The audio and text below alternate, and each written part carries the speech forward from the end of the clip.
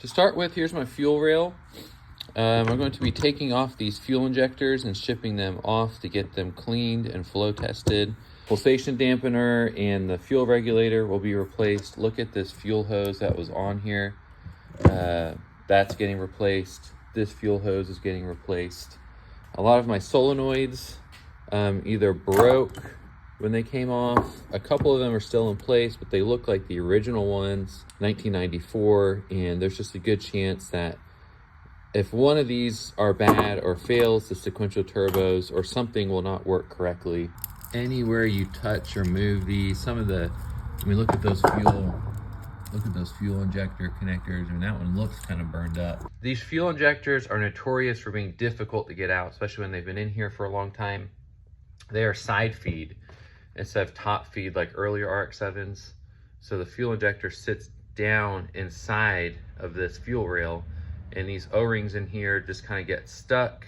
What I find to be most effective is to just kind of twist them and just try to get a little bit of room in there and soak penetrating oil inside of there for about 30 minutes.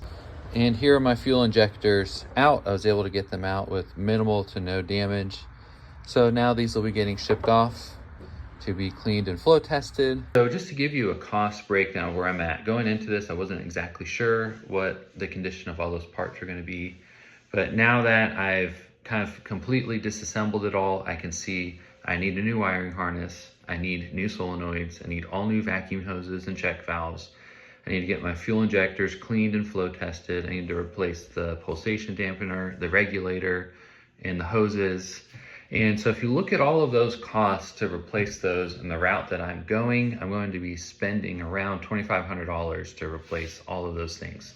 So I'm not adding any horsepower, I'm not increasing my performance or any of that. It's really just to get the car back to how it would be functioning as it came off the factory floor. So just keep that in mind. If you are buying an FD-RX-7 that is still somewhat stock or has the original turbos on it, maybe you imported one, I've seen that. I've talked to a couple people who imported an RX-7 that's still somewhat on the stock setup.